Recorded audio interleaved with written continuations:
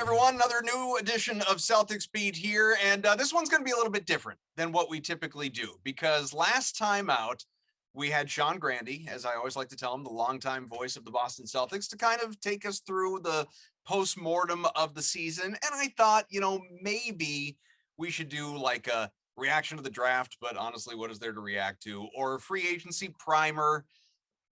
There's not a whole lot that's going to happen there necessarily. So I want us to kind of all work through this together. I'm Adam Kaufman, as you probably know by now. Evan Valenti, of course, is here.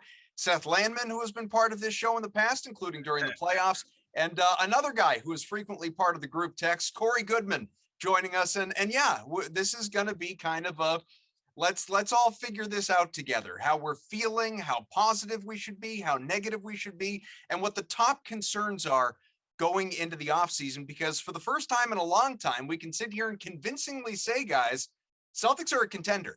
The Celtics have proven they are a contender, and not just by reaching the finals, but the road that they took to get there, it certainly wasn't a fluke. People should absolutely expect them to be back in the conversation next year, whether or not they're back there in the finals or not. Who knows? That's not an easy thing to accomplish, unless I guess you have LeBron or Steph Curry. But for the most part, the Celtics have shown who they are. And everybody of note, barring a trade, is back. Everybody in the rotation is back. So what we have here is the $6.5 roughly $1 million mid-level exception to look forward to, and any potential trades. And this is the main topic across our text threads, and I'm sure it's what Celtics fans out there are talking about as well. What happens with the $17 million TPE that expires in July if it's not used? Will ownership spend, as Wick Grossbeck has on the record said he's going to? And Brad Stevens gave a little hint the other day that maybe they won't. Maybe they won't. So we're going to find out.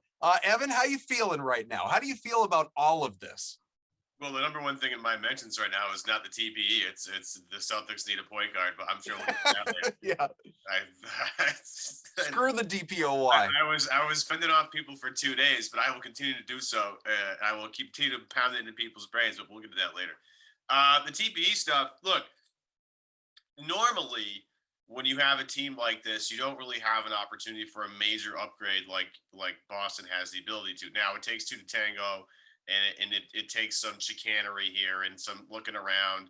I'm sure in some text threads I've mentioned just monitoring what's happening in Phoenix, and maybe see if you can steal somebody. I really enjoyed Ryan Bernardone's thought about just calling about Cam Johnson to see if they want to save the DeAndre Ayton situation in Phoenix. I would just call about him because he would be absolutely perfect for this team. I thought you were going to say Jay Crowder because everybody. Well, Jay Crowder's not bad, but I think we've seen the Jay Crowder thing. I like that he's multi-positional. He would have, a much smaller role on this team. They already know what he's about. So that's not the worst idea in the world. I don't mind that. I think they could try and go for some more upside there, but I don't hate that.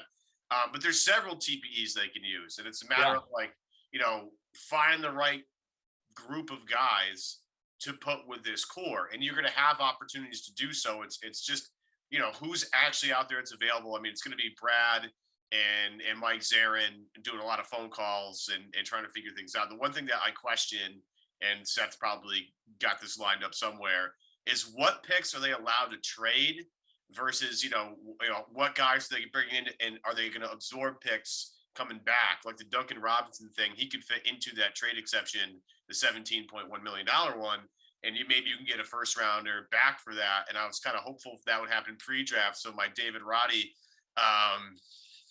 pipe dream could have come to fruition. I haven't looked on Twitter. Are you still a David Roddy stan on Twitter? Absolutely. Absolutely. I should just put Grizzlies stan at this point because they've drafted two of my favorite guys in recent memory. But, Boston finding a way to be opportunistic, because that is something that, some of these cap, teams have a ton of cap space. They can kind of provide a haven, so to speak, for teams that are cap strapped, trying to clear, like the Knicks are trying to clear space for Jaylen Brunson. Everybody knows that.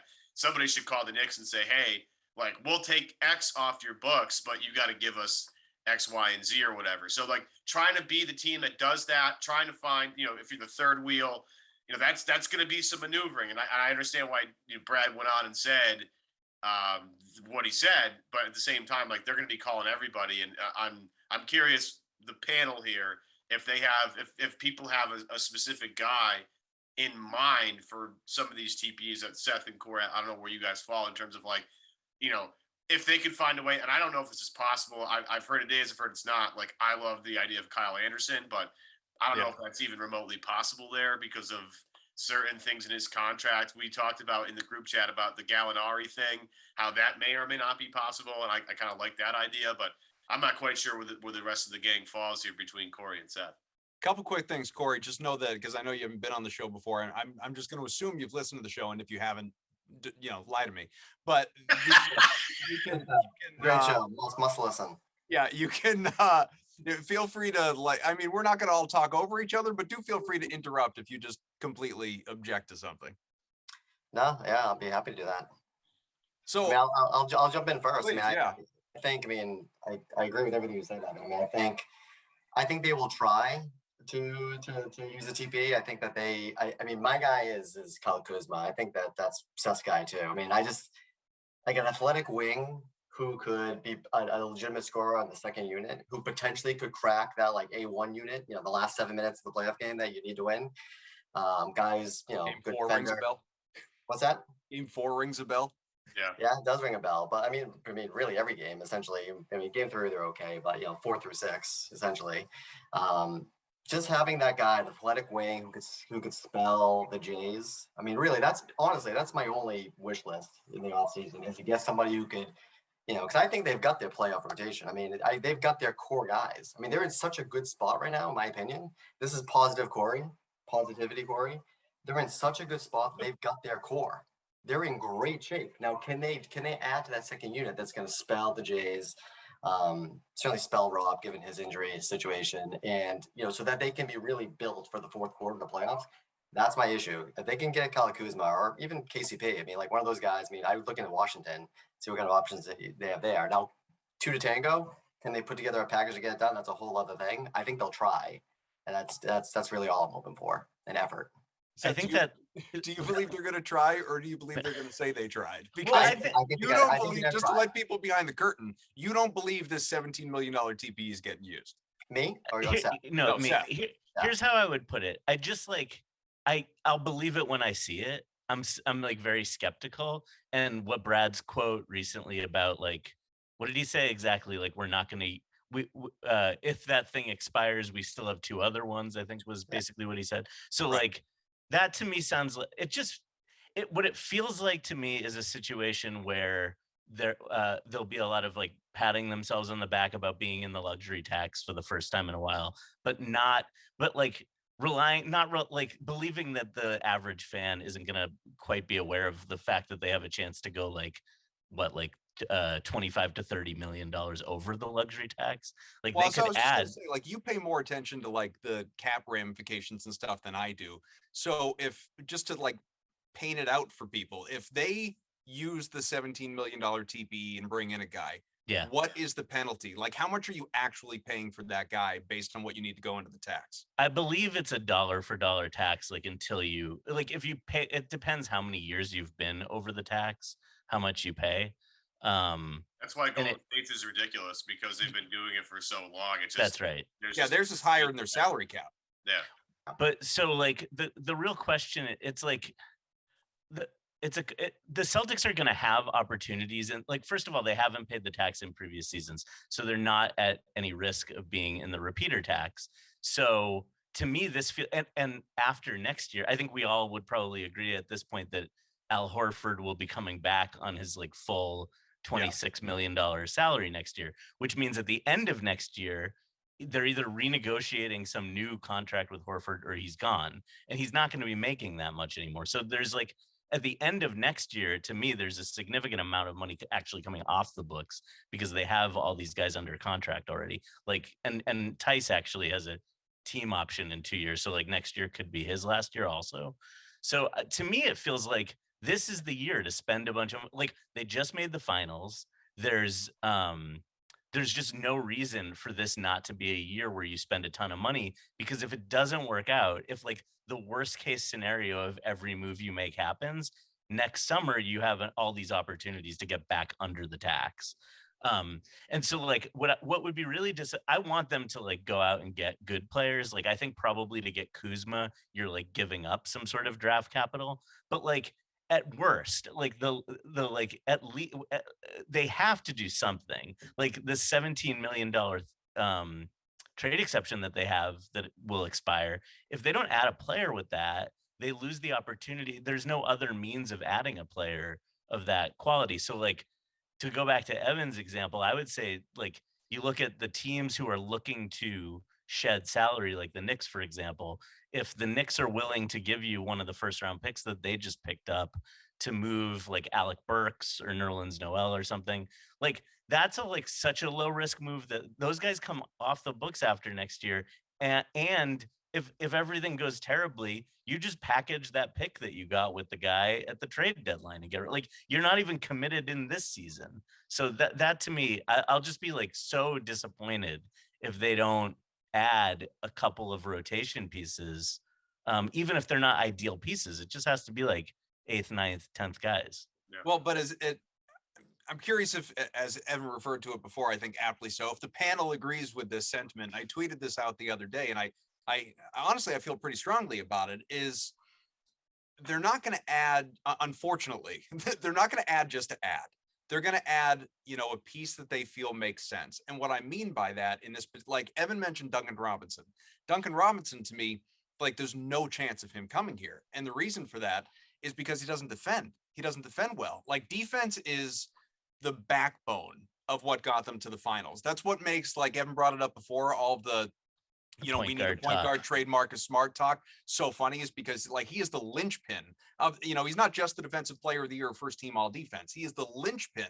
He is what makes all the switching. He's what makes everything work for the league's best defense, almost wire to wire throughout the year and then into the playoffs. Can I just add one thing to that, which please. is that it's not just that he's a great, like that he's the linchpin, he's the best communicator, he's the best defender. It's specifically having him at the position of point guard. It's I mean, you guys are gonna be freaking mad again. So I mean, well, I could rant about this as long as you want, but I think we should save that because all I was going to say, like in regard to all of this as it relates to a guy like Robinson, is that and I know that was just an example, but like if you're the Celtics, if you're Ime, if you're Brad, like you're not looking to add a guy who you have to cover up on defense on the floor or is going to get exploited and therefore is unplayable in the game's most important minutes. They're going to want, I'm not saying Derek White is the prime example here, but they're going to want another guy, ideally, obviously someone who's a wing who can give you offense and bench scoring and all the stuff that the team has talked about already, but also has to be at least playable to above average on defense. He doesn't have to be elite. He doesn't have to be, all whatever team and excellent. He has to be serviceable on defense. Otherwise, they're not going to bother, because they're like, not to go all the way back to like Isaiah Thomas and all the king in the fourth BS. But the reason that he was so good in the fourth quarter offensively is because he freaking had to be, because he was giving up that many points on the other side. Kemba didn't work defensively. Like there are all these different, Peyton Pritchard lost time because of, and he's not even a bad defender. He's just not a great defender. So that's what this team is, to me, going to be looked for. So it really narrows your list of the types of guys that they would potentially be bringing in who make around that $17 million window. Well, I want to push back on that though for a minute. I don't necessarily think it has to be like Duncan Robinson is a tough one for multiple reasons. One, where's his confidence at after this last postseason run? Because he was buried on the bench. If you can find a way to get like 2 years ago Duncan Robinson out of him, I'm interested in that, because like as much as we want to talk about how poor his defense is, when you're surrounded by 4 other really good defenders, I think it's okay. If you have length and size, like that's where the Pritchard thing is tough, because he's really short, and it's not for a lack of trying. Like Peyton hustles his ass off, but it's just because he's short and get picked on at the end of games, or picked on by really good point guards, or if you have a big wing player that can, facilitate your offense. Unfortunately, Peyton's going to get picked on. And if he's not shooting the lights out, it's just like, all right, well, we can't, if they're going to target him and our offense isn't, going full tilt here, we just can't afford to have him out there. Like, I think there's an argument that can be made that, someone that isn't like amazing defensively, but is a little bit taller and a little bit longer. Like, I find that's okay. I don't know if Duncan Robinson is the guy specifically because I don't know where his confidence is at. I just, after watching him in that last series against Miami, it was like, man, what? I mean, they weren't even playing him unless they were desperate. And it was like, all right, let's see if Duncan's got anything right now. And like when Tyler Hero wasn't playing, it was like, let's see if he can recreate a little bit of the Hero magic, but he just couldn't do it. So it's like one of those things where ideally, like if that person wasn't great defensively, but was either a knockdown shooter or B, a good one-on-one scorer / creator, I'm willing to sacrifice a little bit of defense to help out the Jays either get a breather and they can control the offense for a little bit, or B, make life easier for the Jays when they're on the floor at the same time because the spacing will be better and the attention can't solely be driven towards the Jays. So I get the point of that, but I think there should be just a little pushback on that because like not everybody's going to be an all-world defender. This team is loaded with them. It's amazing how they've been able to build this team. So I'm willing to sacrifice a little bit of defense to get something else. But if it, I would say if they can't create the half court and they're not like knockdown shooters, then yeah, I wouldn't even entertain the idea because unless like they were some all-world defensive player. So. Yeah, I need my guy to be representative on defense, right? I mean, I think I see Seth nodding. I think he agrees. I mean, it's okay if he's not all world. I mean, I am so out in Duncan Robinson. I can't even tell you. I want no part of him, and it's not just for his confidence issues, because I think that they potentially have like a mini Duncan Robinson on the roster already in Sam Hauser. I'd rather Sam Hauser get some run, honestly. I'm fine with that. Yeah, I mean, I know he's not the same guy, but he's a reasonable facsimile if he could get some minutes and get some confidence. So that I want no part of Duncan Robinson. I mean, his defense aside, but yeah, I think any guy, I mean, like a Norman Powell, something like that, somebody who actually plays defense and can also shoot. I'm much more interested in one of those guys. It's an interesting question of like how big a guy has to be or how like not bad at defense. Like a guy I keep thinking about is Joe Ingles. Like Joe Ingles isn't like a great one-on-one defender, but he's like a pretty smart team defender. Like I think if a guy like knows how to play good team defense, they can fit on this Celtics team, like with all the switching and the fact that Robert Williams is like a freak who can cover insane amounts of ground. It like I would also just add that I'm like equally interested in passing as I am to shooting as like a skill that we need on this team. Like I think a lot of people were concerned about the Derek White fit, and then he like proceeded to miss a ton of shots, like not shoot the ball really well, but he actually helped the offense. Like like the ability to like make smart decisions and drive the ball or pass and cut, all that stuff matters like just as much as shooting, I think. So maybe when Celtics do their part in letting Will Hardy go to the Jazz, then Danny Ainge can send Joe Ingles back the other way. Well, he's a free agent, but yeah. Well, even better, he can help maneuver it, just help massage it, tell him how great Boston is. Well, he also got traded to Portland last year, but I forgot about that. I did forget about him going to Portland. Joe Ingles, I like the idea of him, but coming off that injury, I'm not totally positive what that's going to look like. But I do like the idea of him. Yeah. Just an example of someone who's like big and a decently smart defender and a good shooter, really but not like a great one-on-one defender. Excellent ball mover, so he'd be one of the connector guys. I just want to say I feel better about not remembering the trade to Portland, considering he never actually wore a Blazers uniform. Oh yeah, no, he was hurt. That's why they traded him. Yeah. Yes, and I was gonna make when I was making my point too about them being representative. I agree. I mean, I think what's unique about this team is, it's been a few weeks now, but I don't think the defense really ever let them down, really, for any long stretch of the playoffs. I mean, that team defensive concept is so firm there, right? That I think you're just looking for guys who aren't just zeros on defense. They can slide in and actually play the team defense concept. And if you think about it in that perspective, there's just a larger pool of candidates who could help this team, right? You don't need a guy who's a terrific one-on-one defender because he doesn't need to be on this team. Right? Yeah, you just gotta not have any like I wouldn't be interested in like Jordan Clarkson or like if someone like really like doesn't defend one-on-one and gets lost in the team situation, like that seems useless. But it's true, like what Corey's saying about the team defense, like they struggled at times to like prevent the Warriors from scoring points, but that had much more to do with turning the ball over on offense than it did with their half-court defense. And had a lot to do with. So I was gonna say, and it had a lot to do with Golden State just being really, really good. You know, Yeah. Well, I mean, that's- look at incredible shooters. look at the 4 losses the Celtics had in the finals. 103, 104, 107, 107. It's not like they were giving up a ton of points. You would sign up for that every time. You would sign up for that if I told you in the 4 losses that they would score 107 points, 108 points max. You sign up for that every time because problem is they didn't break 100 in any of those games. Yeah, that's the problem, and that's the big discussion that we've had is like, where does this Boston team actually really need?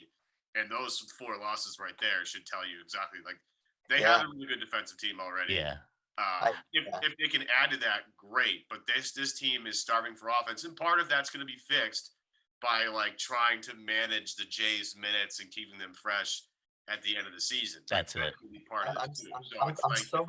It's a strange offseason that I am so really at peace with this team because God. it's so obvious to me, right? And I feel like it's obvious to them, right? You just saw them, you know, they weren't a good second half team in the finals for the most part outside of game 1, right? But they, and it's just obvious. They're just they played 7 games in the previous 2 series, and it's just a lot of minutes for the Jays, and they, Pritchard and Grant and White, they didn't have good finals, and those guys, when Tatum had to play 42, 43 minutes, I mean, you just add it up, and you saw that there's no legs. They didn't have any legs. 40 minutes. Well, and like Ime highlighted, he'd been playing basketball since the Olympics of 2021 with like no break at all.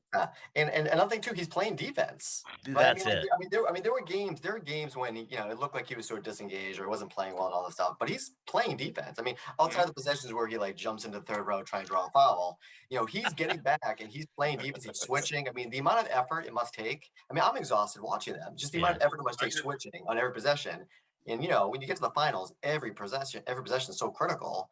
And he's a focal point on both ends of the floor. I mean, it adds up. To me, whenever there was close games in the fourth quarter, beyond being just generally negative and pessimistic, I was thinking, this is not going to be the game that Tatum carries him in the fourth quarter. How could it be? He's got to be exhausted.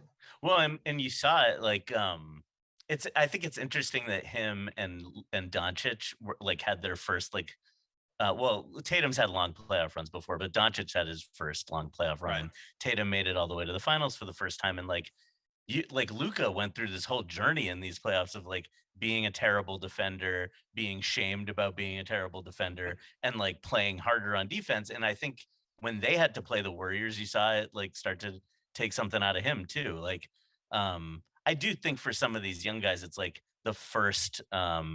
Like when you go through your first like really hard playoff experience that way where you're playing both ends, it sort of makes sense that that they wore down. But you also see like the way the Celtics defense is capable of wearing down other guys. Like, I mean, like Giannis kind of like did wear down by the end of that series. I mean, obviously it's a different series if they have Middleton, but I think it like, we're going to find ourselves in this situation with this team, I think occasionally of complaining about the offense. And I think a lot of it is going to be that like, it's not the kind of team where the superstars on offense get to like sit out possessions on the other end.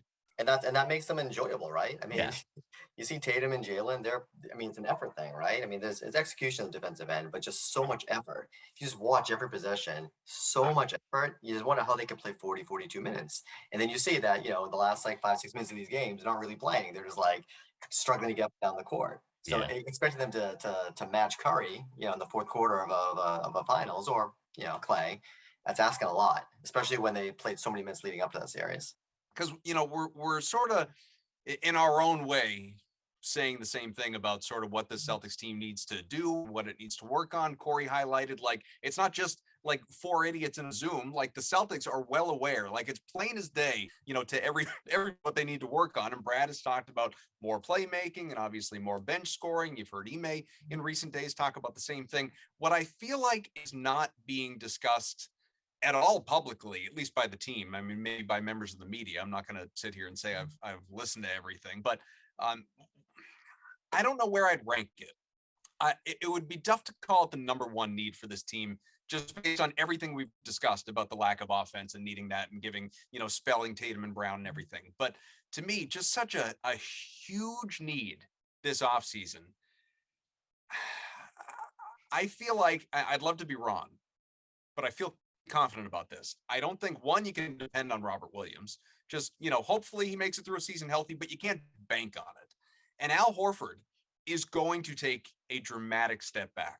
I think he is going to take a dramatic step back next year. And it's not a knock on Horford, by the way, in saying this. The reason that I believe that, one, he's 36, so he's a year older.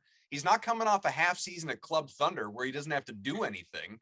He just played a whole long year and tons of minutes, didn't miss too many games, tack on a 2-month playoff run, and the most exerting, physical experience he's probably ever had in his professional career. And he's doing it at the age of 35 into 36. And now he's got a shortened off season going into the start of next year. I just don't think Horford, he played like he looked like he was 30 years old most of this year. I don't think he's going to be remotely that next year. And there's only so much, Daniel Tice is fine in the regular season, but he's not a guy that I'm going to count on come the playoffs. So I feel like a big who is defensive minded, again, I'm not concerned with what he's giving you offensively. A big who is defensive minded, to me, is such a glaring need for this team going into next year. But I don't know, am I on an island with this, Seth? Can I disagree with you? Please, I hope you do, but it's how I feel. Well, I'm curious to hear what everyone has to say, but I would just say that I think you're right that Tice is decent for the regular season, and my pro Tice, I know they didn't play him in the playoffs, and I know he's not someone you can really rely on in the playoffs, but what I would say about Tice is that the advantage that you have with Tice is that he's pretty decent at everything, in a way that makes him a really useful backup for Horford. In Horford, there's this combination of skills that is that's just incredibly rare, and it is a huge reason for why the Celtics were what they were last year. But he can do all the different things that you'd want a big man to do. He's not great at any of them necessarily. He's not top 1% at any of them, but he's decent at all of them. And Tice is the same way. You can run all the same stuff that you run with Horford with Tice. It's not going to be great, but and Tice has proven with the Celtics in years past that they can have a decent regular season with him playing huge minutes. So I guess I would just say that the idea that you're going to add somebody, I just don't know who you're going to add that's better than Tice. That's I don't really know where we're getting the resources to do that, to add somebody that's capable of cracking a playoff rotation over him. So I see the need for I'm not even saying, just to interject, I'm not even saying that it's to crack a playoff rotation ahead of Tice as much as I'm saying I'm worried about the big man depth next year. Well, it's just about allocating minutes, I think, trying to find a way to keep Rob and Al's minutes manageable through the regular season. And that's why when you bring up the Nerlens Noel, from the Knicks, get him with one of these TPEs, I'm very into that because I know what I'm getting in Nerlens Noel. And he wouldn't replace wouldn't replace Al, so to speak, but maybe he could, find a way to duplicate what Rob gives you. Now, he's not going to do that. Let's just get this out of the way. Rob Williams is a significantly more special player than Nerlens Noel. I'm not trying to clown on Nerlens, just trying to hype up my guy. Rob's like a unicorn. Rob is really unbelievable. But Nerlens can give you some interior defensive presence, which I really like. It would feel good to have the New England kid come back home. I would personally love that. And I think, he's mature enough now at this point to know that, look, Nerlens, you're not going to score 20 a game. That's not who you are. We have established that, I think he was the 5th or 6th pick years ago. That ship has sailed. But to stay in the NBA and to quote Jaylen Rose, to keep getting them checks, you got to find a way to be an impactful person. And I think Nerlens has that in him. What would be really amazing, and I don't know what his health status is at this point. I know there's been some stories on it, but I don't think there's been any recently. This team is screaming for Aaron Baines so bad. But I don't know where he's at. I know he had a really complicated health issue a little while back, and I hope everything's okay. And honestly, if he's fine but can't play basketball anymore, I'm okay with that. But he would have been literally quite perfect for what they wanted to do. A guy that can really shoot a little bit, can pass a little bit, really great defense on the inside, tough as hell. I would have loved that idea. Tommy had come out of the ground if you got Aaron Baines back on this team. Oh my goodness, man. I mean, it's not like there's not going to be some perfect guy. Like there's not. Boston has two big men that are really hard to recreate in Al Horford and Rob Williams. Okay, so you're not going to find anybody that does that kind of stuff. But if you can find guys that can give you a little bit of this, a little bit of that, so you can keep those two minutes at a manageable level. Like, because again, when you get to the playoffs, like they're probably not going to play. Like Nerlens, maybe. Tice, maybe. But like we've seen Boston kind of likes going small. And if like Grant can hit a few more shots, it makes it way viable. But like they just need to have another depth option for the regular season to get those guys to the postseason when they be. That's to me, Adam, was my number 2 thing on my list in terms of what Boston needs to do. Now I know Seth disagreed with me on that a little bit, but I think trying to keep those guys fresh has to be a huge thing. Now, if it's like, they just need to play smaller and commit to small ball more, then I'm like, okay, I understand that. And like maybe that's where Kuzma slides in here as like a small ball 4 who's actually a really good rebounder, can stretch the floor, all that stuff. Maybe that's how they do it. But they need to find a way to not play those two guys as many minutes as they did this past season. Yeah, I'm done. I'm done with the Aaron Baines experiment, so I'm going to pass on that. I mean, it's, to me, it's clear that the second need here is another big. I just don't think it's that big of a need. It's being dwarfed by another wing in my bugs. Because I just think obviously we don't know what Rob's health's going to be, and he's probably going to be limited in the regular season given the wear and tear on the injured knee in the playoffs. I just think you need a body, really, just anybody. I wouldn't expend a lot of money or any resources to get that person. That's my view, because I think you go small. I mean, I'm all about just getting better players, really, because you insert better players into I don't care. This is not an argument about positionless basketball, although maybe it is. I just think they need better players, and I'm not really fixed on they need a guy who's 6'11" to play some minutes. And even though I hate Daniel Tice, and Kaufman and Landman know this, I complain about it the entire playoffs. Actually, I do. I actually like Daniel Tice. Like I've been a Daniel Tice guy, and to me, I kind of agree with Seth's point. I think that for him, it's not an execution thing necessarily. It's an ability thing, right? He's just not that good anymore, right? I think you could trust him to be on the floor and do the right things most times. He's just not good, right? So he can't play in the playoffs. But if you need him to play, 10, 12 minutes a night in the regular season, I'm okay with that. I just, I'm really worried. In fact, a few weeks ago, I was thinking, I started to have when there was all this like post, in the immediate aftermath of the season ending and all this, slander about Marcus Smart, I started to get kind of concerned. Like, this is, I was at peace really mostly, but I was a little concerned that they're going to try to deal smart and say, you know what, this is a major need. We need another big. And, we have 2 good point guards we like. We're going to trade, the guys on a good contract and get a big replacement. I'm a little worried about that they get too creative there and start thinking that way, because they're thinking need and less about the structure of the team. But, I'm good. I'm good with I'm so focused just on get that wing, get Kyle Kuzma and then, or just good players. It could be Luke Kennard. I mean, anyway, just get good players for that second unit, and then everything will fall into place, I think. Well, so let's focus on. Well, I was going to say, let's focus on what is doable. Like, hopefully all these TPEs don't expire and something does get used, especially I think there are 3 or 4 that are in excess of $5 million. So you can bring in, it's not just all these like $1.5 million here, $2 million there. Like you can bring in players that can be part of your rotation, not just bodies. But what we know they have is this 6.4, whatever it is, $1 million mid-level tax exception that is not going to be, a day one use when free agency starts, in the middle of the week here. But, it's after vets sort of find out there's no money for them on the market and they start to examine, all right, all these teams can offer me the same amount of money, which is the best option for me. And they look at the contenders, obviously, there are going to be guys that are interesting pieces. And, there was an article and look, it's for you guys or anyone out there listening to judge whether you think these are even realistic or whether you want them or whatever. But, an article that caught my eye from NBC Sports Boston and one of the writers there, Darren Hartwell, wrote, listed 8 as he deemed them anyway. And I haven't gone into this to really look at it, but he deemed them 8 realistic options that could bolster the team with that mid-level tax exception. And he listed TJ Warren, who Corey, I know you have thoughts on, Otto Porter Jr. Switching sides, Bruce Brown, who I just feel like at 25 is going to command a lot more money than that, but maybe I'm wrong.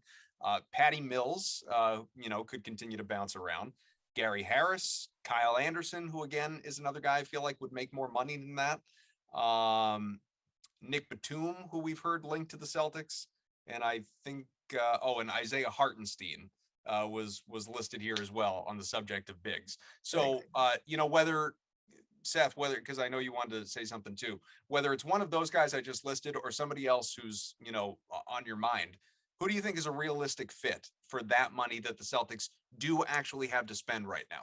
Yeah, I mean, so there's a few guys on that list that I don't think are. Hartenstein's under contract with the Clippers. Like, they're gonna overpay. Like, the Clippers are the team that I wish like we were spending money because they just like throw money around as an advantage. Like, they like see their willingness to spend money as a competitive advantage and actually use it that way.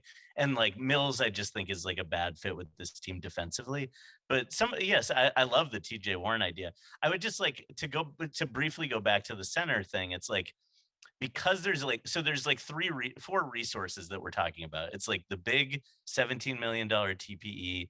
There's like a 6.9, I think, at a $5.9 million TPE. And then what you're talking about is the mid-level exception. So the TPEs you can only use to bring in guys who are already under contract. And then the mid-level exception could be any free agent. So like you do have a little more freedom with that. But I think like we saw last year, like you can have a lot of like pipe dreams about what you get with that taxpayer mid-level, and then you end up with like Dennis Schroeder bogging down your offense for a bunch of months. Like, but there's just a difference though between that team and this team now, because now now we know it's a terrible idea to get Dennis Schroeder. No, this is like, well, now we know what their identity is. Why did Patty Mills pick Brooklyn over Boston? Because Brooklyn had Kevin Durant, Kyrie Irving and James Harden at the time, and had way more street cred as an NBA Finals contender. Boston now is the team from the East that just lost in the NBA Finals. So now that destination is a little more attractive for maybe a guy trying to get one more contract and trying to, like, TJ Warren. Like, I honestly don't think, I just think very highly of TJ Warren, and I think that he could probably do better than that. But let's say if you're TJ Warren, you're like, I'll played 4 games the last 2 years. Yeah, well, let's just say, like, if you're TJ Warren, like, I'll take the mid-level. I'll run the second unit for Boston when the Jays are on the bench. I'll score, like, X amount of points a game, and then I'll get a look from somebody else that'll overpay for me. Like, that's the scenario that Boston is now. That's the advantageous scenario that Boston's now put themselves into because of this finals run. Now, there are other teams like this, too. Like, Milwaukee's going to be bringing people aboard. We have this really interesting PJ Tucker, like 76ers rumor going on, which I find very interesting. The Lakers are always going to be there because of their LA status and the fact that they have LeBron and all that stuff. But Boston's now in that conversation, and it makes convincing someone of a TJ Warren status. Now, again, I don't know if it's going to be him, but convincing someone like that, like, yes, this is where you need to go to rehab your image, to spell us, and then like parlay that into a ginormous deal somewhere else. Like, let's just call it is. Like, you can do so much better than Dennis Schroeder at this point. And like, Schroeder just didn't fit, and they tried like hell to make it work. But like, once he left and Pritchard came in, it was just like, oh yeah, this is way better, right? Just the part where he left is enough, actually. Yeah, but like, now that you're in this addition spot, by subtraction, you can be a little more choosy about it, right? You can look around and say like, yeah, again, I don't think Patty Mills would be good for this team. Like, I love Patty Mills, but like, no, like, he would get cooked on defense, and then offensively, like, if he's not hitting shots, you have the same problem with Peyton Pritchard. Like, it's just, you don't want to create another problem like that. So it's just, given their status now of finals contender versus last year, coming off the year from hell, new coach, new system, like, what is this team? Now we know what they are. And it's easier for a guy to see the path to the next contract via this mid-level exception. Yeah, I couldn't agree more. I mean, I think, a year ago, we couldn't, if we rewind it back here, we could not be having this conversation about TJ Warren. If it was your current day TJ Warren, it wouldn't even be on the table. It's on the table now for all those reasons, Evan. Like this, I mean, for 1 year, I mean, if I'm TJ Warren, certainly he can get more money than 6.3 this year. Absolutely. But if I was his friend, and I wish I was, I would tell him, now listen, go to Boston. They were 2 games away. They play defense, you play defense. They weren't away. Yeah, they play defense. You play defense. They're looking for a guy, a wing who's gonna be the 6th guy, kind of the guy's gonna lead that second unit, potentially play key minutes in the playoffs down the stretch. That's you. And then let's revisit free agency in a year and really cash in. I mean, to me it makes a lot of sense. I'm not saying it's gonna happen. I just think this is sort of like a weird with his injury history and where where he's come back from. It's weirdly aligned, where it just kind of makes sense. Like it could work for a year. So I'm getting excited, and I'll be disappointed, if it doesn't happen. But it could. It's very real. I think that it does make a lot of sense. You can certainly get more than what we can offer, but we, for once, really for the first time in a long time, we offer a really, really unique situation to free agents. Really unique. Like, hey, this is fun. Look at what just happened. This team's having fun. They're young. It's not, take L out of it. It's not like these guys are all 36, 37. Young, new coach, a young coach. This is a good place to be, even if it's just for a year. Yeah, I mean, I 100% agree with like all of that. I guess like to me, it does. I guess the downside I would just say is that it feels a little bit like what happens with the buyout market every year, where this like these same conversations come up, and like it's just so rare that those guys move the needle. So like when you're talking about that, like that's why the resource that we being the Celtics have that I want us to use is the $17.1 million or 17 million, whatever it is, dollar trade exception. Cause like, that's the piece where you can bring in somebody who's like a Truly real, impactful. yeah. It's harder to do though. I mean, that's the thing. And when you were saying earlier about, well, it's not, but they can. I mean, like they just have to spend the money. They can do it. I mean, but you were saying earlier about Brad, and you sort of doubting what he was. He's sort of implying that they're not going to do it. My read of that situation was that he's saying that this is up in 3 weeks. I mean, it's a small window here to pull it together. I mean, it probably doesn't take that much time to pull it together, but it's about to expire, right? So there's a lot of pieces need to fall into place. You need 2 partners to do it. So it's more, to me, I read it as don't think we didn't try if it doesn't happen, but it can be challenging. That's why because it's expiring, I would say like that's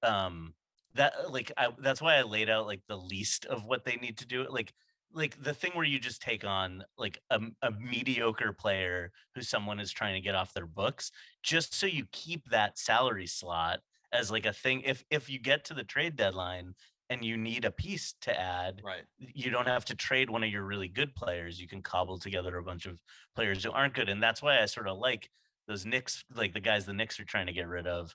It's not that I love those guys as players. It's like if it doesn't work out, you either have the salary slot to move in a trade, or you just use the draft pick that came with those guys to unload them again then.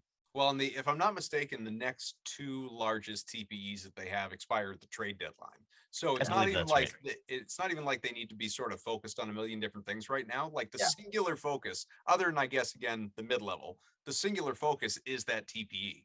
Like that's what you're working on right now. And there is, I hadn't even really thought about that, but what Seth has brought up a couple of times, if you're willing to spend just to absorb that salary,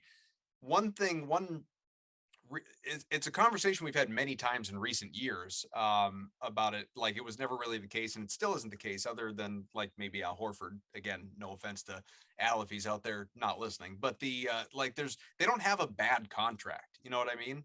Like they don't have a really kind of ugly but perfectly tradable contract, and that's that's the kind of thing that really can help you down the line that they've needed. I mean, for a long time, they didn't even have like a contract that was in the middle ground. They had like Marcus Smart making like 12 million, and then it was someone else making 20 to 35 or whatever, depending on whether we're talking about Kyrie or Gordon or whatever. Al obviously, but there was no like something in that 18, 19 range that you were willing or even able to part with. So it would be good to have something like that. That is good for business. Yeah, it's. And like Seth's point, it's like if you need contracts maybe to add up to another contract at the trade deadline, and having some of those guys that make 5, 6, 7 million if you can get them. And like to point this out, like they don't have to use all the 17 million, by the way. They can up to that 17 million. So And like, imagine a scenario like, there's the rumors going around about what's going on with Durant right now, which like, nobody thought Durant was going to be available. And now like every team in the league is probably cobbling together like potential trade packages just in case this happens, right? Like Yeah. you just never know what's going to happen. And right now, if someone they wanted became available, they would have to either trade, like the only way to put a trade together is to include like Smart or White basically, or Rob Williams or like in the trade package. And so I don't know, it would just be nice to have another contract. Yeah, like What would you, just for giggles, what would you be willing to give up for Kevin Durant? okay, serious. well, so there's a basketball question here and an emotional question, and the like. How about the basketball question is really the one that It would matters. make sense to give up like a bunch of like Jaylen and a bunch of stuff basketball wise. It would bring us closer to a championship. I would be absolutely miserable if they did that. I don't want to win that way. It would not be fun to root for that team. It would ruin the experience of like what we just went through watching these guys like build up that way. But like on a purely basketball calculus level, it would make total sense to do it. And if Ainge was still the GM, I would think they would. It would ruin the regular season because Yeah. they're just managing his minutes. He'd be out for 3 weeks. I mean, the whole thing will be just like, okay, wait for the playoffs. And it doesn't matter. What happened with Brooklyn? It doesn't matter if we're a 6 seed or a 7 seed. Hey, we'll be fine in the playoffs. Like, I want no part of that. Yep. Basketball or emotionally. I know how good he is. I don't want him. I don't want him. I'd much rather have Jaylen because I like him. He's homegrown and I want to root for him. So Same. We've all invested too much time rooting for Jaylen Brown. Yeah. So it's Love the man. Yeah. I love Jaylen and I love his game and he's gotten better every year. And like, yes, like if Brooklyn came to, it's like, hey, we'll take Jaylen, Flyer, and picks for KD. It's like, geez, I have to really have a real conversation with myself in terms of like, man, do I have because again, it would bring you closer to a title, no question. The problem is you would sacrifice long-term potential with Jaylen and Jason for the immediate short term of having, two of the best wing scorers in the NBA at the same time. I'd be sacrificing my emotional health. I mean, Yeah. it's like I was just like I'm getting emotional thinking about it. I remember when he was a rookie and my brother said he was terrible. I was like, he can't shoot. I'm like, look at his shot though; it's not broken, right? He's got. Yeah. It looks like he's going to be a shooter. Like he's got just stick with him. He's got potential there. I'm way too invested in him. Yeah. He can't go. He can't go. It's unbelievable that none of us are like, yeah, like we would do this in a heartbeat. Well, so I was just gonna say, so Megan's our intern. So Megan, if you're cutting up the shorty for YouTube, just title it like Kevin Durant to Celtics. No thanks. Four idiots say no. that ought to do well with the engagement. So we've been going for just about an hour, I think. So I'm going to ask you guys what I never ask, which is just, do you have anything to add as you come down from kind of the emotions of last year and look ahead, obviously, to what's going to be? I mean, honestly, like barring a trade and the use of that $17 million trade exception, what's going to be a pretty boring offseason for the first time in really quite a while. What, where's your head at? I got 2 takes and I can unload them pretty quick. Sure. First take is the one that we've exhausted throughout this entire week, and it's the people that believe that finding a point guard for the Boston Celtics is going to cure all their problems. My favorite part about this whole interaction has been, okay, name me the point guard you would like to have. And it's always Chris Paul. And I'm like, yeah, okay, like, sure. If you could add Chris Paul to this team, or what's the other one that everybody likes to put DeJounte Murray. Like, we didn't talk about DeJounte Murray at all. And I love DeJounte Murray. I just don't see that as like kind of feasible. I think the Spurs should keep DeJounte Murray. Like I just would build around that. So I don't really find that as a viable solution. People are throwing Rubio at me, and I'm like, no, Rubio. The ship has sailed on Rubio. The idea of Rubio was wonderful, but the actual Rubio itself, there's no point guard out there that like Malcolm Brogdon is not as good as Marcus Smart, sorry, and is hurt way more. The guys that people offer to me as explanations are bad. And this comes back to a thing that Seth talked about earlier. And I think we've all maybe spoken on this, but I know Seth and I have talked about this. If you take Marcus Smart out of the point guard position, you automatically devalue your team. Because it's what Marcus Smart might not be a point guard, but he guards point guards. and he allows you to guard up and guard down on the entire roster. Marcus did an amazing job against Giannis, guys. Like, for a guy that's 6 foot, whatever, the fact that he can hold his own against Giannis is amazing. He's never afraid to mix up with bigger guys. And the thing that blows my mind more than anything else is the fact that people can't see that Point Tatum is the future. Like, LeBron James never happened. Like, Kevin Durant's never happening. Like, Giannis isn't doing the same thing. Like, Luka's not doing the same thing. Like, James Harden and Houston do the same. Like, if you can find, and like everybody's like, well, too many turnovers. Like, yeah, because Jason Tatum's 24 years old and you up against like the top 3 defenses in the NBA all in a row. And it's the first time you ever did that. So I would prefer if you gave the ball to Jason Tatum and let him play big point guard and survey the floor versus finding a distributing point guard when your biggest problem is scoring more points in the half court. Like, it's not about ball distribution. They have guys that can do that. It's about half court offense, and getting a ball distributor point guard is not the answer for that. And I fought people all week. It drove me nuts. And I'm pleading with you guys. I wish you were more passionate about this, Evan. It's ridiculous. So I had 200. I've never had more interaction on a tweet in my entire life. I had 220 people reply to me, or 220 replies to that particular tweet. And the fact that the majority of them did not get where I was coming from drove me through a wall. And I just need people to understand that, like, Point Tatum is where this team needs to go. This team needs to be built around that to maximize itself. And once you realize that, and that this team is more about staying big defensively with all the guys on the floor at the same time, you'll finally catch up. But it drove me nuts the last 2 days of the week. I could not believe people didn't get that. Seth, Corey. Corey, you wanna? Yeah. I mean, yeah, but like you would think like in this video, like there's gonna be comments that think I'm an idiot, and I'm just here to tell you I'm not. And if you just watch the highlights of like big point forwards, you'll understand where I'm coming from. It's not about a guy that can get everybody into the offense and get Jason and Jaylen easier shots. Guys, whatever. They don't need a point guard. They just That's not what drafted it's about. JD Davison anyway. What? I said they just drafted JD Davison. They don't need a point guard. That's my He's only second hot 19, take. guys. That's my second hot take. My second hot take is that the Celtics just draft Dennis Smith Jr. at 53. I hope you're right.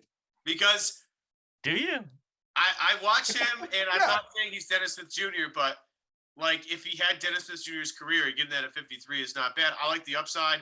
He's working with lethal shooters, so he's getting better at that. He needs way more seasoning at being an actual point guard, but he's explosive as hell, and that's fun. And to get that sort of trade at 53 isn't bad. And the hair's great. I'm not over the David Roddy thing, but I'll get there. I'll get there. I thought JD Davison was Gerald Green. That's what I thought it was. Part 2, but we'll see, I guess. Yeah, we'll find out. So I forgot. So after hearing you, Evan, I forgot that there will be comments to this. So this is, I mean, the Marcus. I feel like the Marcus Smart like deniers. Like it's like the QAnon people. Like it's just ridiculous. Like you can't really speak to them. Like, and like we've talked about this, over text, and I don't like.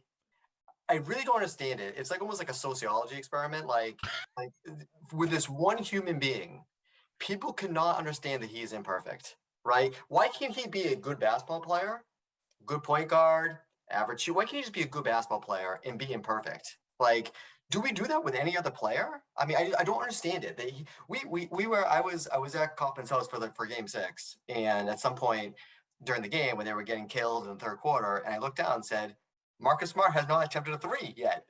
Like, what will people complain about? He has not attempted a 3 in this game, and they're losing by 17 points. Like, it is just amazing to the point that I think you just have to tune them out. Like, he's a very good basketball player. He's a very, I guess it is. He's a very good basketball player, right? He's imperfect and he's very good, just like really all of them. He's part of like a larger team structure, and he's very valuable. Why can't we just leave it at that? He's on a good contract. Like, it's just the whole thing is just dumb. It really is dumb. And it doesn't matter what position he played. You're right. Point Tatum is the future. He's just a good basketball player, and you want good basketball players on the floor. Can't it be that simple? Like, why can't it be that simple? He's a good basketball player. He's a tremendous defender. He's not just a good basketball player. He is an all-world defender. So what is the point? Because he's not a great 3-point shooter? I mean, it's it's maddening. And it's maddening that Celtics fans feel this way about this guy who is literally throwing his ball all over the court every night. Like it just, yeah, it's. One might even argue they're not Celtics fans. Like, are these people? I don't know. I just have always had this theory that like, if you have decided that you're against Marcus Smart, I just would like bet my life that you're not watching these games. Like, I think there's Celtics fans. Maybe they're not really good basketball fans. I think there's just a misconception about what it takes to be a good player, like how you bring value to a team, right? And I think that in 2022, if you're not shooting, 44% from three, you suck. Right? Well, I mean, we don't need to go down this rabbit hole, especially in the interest of time. But I mean, look at the first go around for Al Horford. Like most people, I won't say most people. Well, you know what? Screw it. Most people like didn't get it. Most people were like, this guy stinks because he doesn't average 20 and 10. It's like, are you aware of who they just signed? Because he's never averaged 20 and 10. Like that's never been his game ever. Yeah. The reason why it bothers me to this extent is that yes, if the Celtics are an average team, they're not playing meaningful games in the playoffs, and you're basing your opinion on like a Tuesday night game against the Hawks, then fine, right? But you're talking about if you're in the playoffs, everyone's watching all these critical possessions. You're seeing it analyzed every day. Like what the value is. Don't freak out when this guy has a bad shooting night. Like it's just like, and then devalue everything else he does. And say he needs to be traded. Every time I see an article that says, what should the Celtics do a point guard this year or next year, I lose my mind. Like, what are we doing? Like, it really is kind of amazing when you think about like all these years where we had all these other smaller point guards, and he was like forced into and he was like game for all these different roles, right? Like he played shooting guard, he played backup point guard, he guarded power forward sometimes. He like did all this different stuff.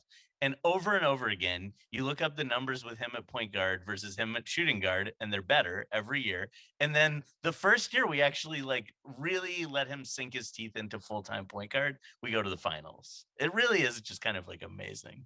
Yeah. And you can't blame. I mean, he had a couple tough stretches in the finals, but I can't think of any game in say. I mean, there was that one game where we kind of debated it, where he took the 2 threes. They missed the three. They off the rebound. I can't think of really any of the spot where it's like, oh wow, Marcus Smart really lost you that game. I mean, there were high turnover games, but they were high turnover games for the team. They're all throwing the ball over the place, right? It's not just him. So like, I mean, more often than not, it was the Jays. Right. Like for all they did well, but more often than not, the Jays had like, I don't know what the percentage is, but 40% of your turnovers, like pretty damn close to it. More than that. And it's just because they're inexperienced at doing that kind of stuff. Like Jason Tatum has never done that. Like, and that's what bothers me. It's like you guys don't even watch the game. It's like Tatum is doing an amazing job navigating double teams like this on this stage for the first time in his career. And you guys don't want him to do this anymore? Like what world are you on? Like Jason Tatum's gonna have the ball in his hands at the end of games. That's what you want. You want him making the decision. It reminds me of that LeBron James pass to Kyle Korver in the corner that everybody gave him flack for because he didn't take the shot. But guess what? That was the right play then, still is the right play now. You want a guy like that controlling the tempo of the game. And then Kyrie comes down the next possession, jacks up a shot way too early, awful shot. Everybody criticized Kyrie for that too. But it's like the idea of Point Tatum getting more experience and getting more comfortable doing that is going to be how this team takes Giannis is terrifying for a multitude of reasons, but the most, the hardest version of the Bucks to guard is when Giannis is spraying the ball all over the floor and everybody else is killing you, because Giannis is going to drop 45. It's about everybody else getting good looks. And when they're all getting good looks, you're going to lose. Yeah, and the narrative, the immediate aftermath about, is Tatum ready? This was his chance. Is he ready? He's been to so many other Eastern Conference Finals. I think if anyone's really paying attention, this is really the one year where everyone's defense was focused on him, right? Like he didn't have to deal with this, 3-4 years ago. Everyone's focused on him. He played reasonably well considering. I mean, it wasn't, he threw a lot of turnovers. He wasn't good in the finals. He had a great playoff run overall, but he was not good in the finals. But he had his moments where, he wasn't good in the finals, but he had his moments where he made the right play and he made up, an amazing pass and made the right play. And Stan Van Gundy says, "Oh, he's doing the right thing." And also, they made it to the finals. Yeah, no, look, I'm not. When I say that, I'm not like condemning Tatum. I'm simply saying, I mean, the guy was human. Like I'm just saying, it happens. all I'm saying is that, like, yes, he's been in the Eastern Conference Finals several times, but this is to me, this is like their first year, like where he's a superstar. They're treating him like a superstar. What was How the does first he year that he was the number one option? Right. Yeah, In the expectation that you yeah. can just adjust, like, okay, well, they did this to me in game 2, so I'm going to do something completely different in game 3. I just don't think it works that way. Right. I think like he got some really good experience. And I think we all kind of agree he is a superstar, right? I think you'll see, they'll be back in the playoffs next year and he'll be playing better. He'll play better and he'll make smart decisions. The turtles will be cut down. It's that's the trajectory of these superstars, right? Like that's where he's at. He's 24. I mean, so Right. it makes sense to me. So, I mean, and for those reasons, I think that, this is a good team a fun team to root for because they're only going to get better. Can I add one little? I do want to amend that quick before people call me out, because last year, obviously, like when I say last year, I mean the year before. The bubble. Like the bubble. No, not the bubble year. Like the right when they played Miami in the conference final. Yeah. No, but that was 2 years ago. I'm saying no, but I'm saying last season. Oh, okay. Yeah, so not this year, but the year before. Yeah. 36 and 36. Yeah, Tatum was certainly like the number one option that year. So I guess to amend my statement, what I meant when I said that was like, it was Tatum and it was Brown and Kemba, and like this was the first year, and Evan and I have talked about it ad nauseum throughout the season. This was the first year that it was like this is Jason Tatum's team, or this is Jason Tatum and Jaylen Brown's team. But like, all eyes on those two, and Tatum in particular, for the first time, more than ever anyway. But Landman, did you have anything? Well, yeah, I just took like, it seems like we're all talking about like what we hope, like kind of what we hope they learned, like, or like how Tatum is going to improve in the future. And I would just say, like, I think one of the things I found myself thinking about before the finals started was that I was really glad we were playing the Warriors, because like I thought like losing to Dallas wouldn't teach you much of anything. It's just going to teach you that you got like torched by one dude, basically. But losing to the Warriors means you had to deal with the Warriors for 6 games. And like the fact that like what makes them click is this sort of like improvisational genius that they have, that you can't, like, the Celtics played great defense, but like the Warriors just grind you down by moving the ball really smartly and unpredictably, and like by being improvisationally great. And what I hope the Celtics learn is that like, yeah, Tatum did become a like way better passer this year, but it does feel like that things got a little too set, or a little too like predictable. Like they're going through certain reads, or they have certain things they're looking for. And what I'm hoping is that they pay a little more attention to like moving in unpredictable ways and just keeping the ball moving, because that's the magic of the Warriors, that the ball just never stops moving. Yeah, they have the right players for that. Yeah. So I'm like, to me, like, it's just the perfect team to lose to in the finals, because it's like you saw what beat you, and hopefully you begin to incorporate that into your game. Well, I hope everyone got something out of this. If nothing else, the 4 of us as sort of a group therapy session. I do think, and this is not like ego talking or whatever. I just think that a lot of what we said, I think, is pretty mainstream to how a lot of fans out there are feeling. I hope. Excuse me if Brad Stevens and Are you Mike getting all choked up? Yeah, I'm a little emotional about the loss still. Yes. Yeah. For Seth Landman on before, Corey Goodman on for the first time. Shout out your Twitter handles real quick, by the way. Oh, Slandman 33. Landman 33. There you go. Corey? I am. I don't know what I am. He's looking it up quick. He doesn't even know. At Corey P. Goodman, Corey. All right. You know where to find Evan and I. You've been nonstop finding Evan talking about Marcus Smart for days. All right. On to next week. Maybe some free agency news to react to at that point. We'll see you then. Thanks for listening. Bye-bye.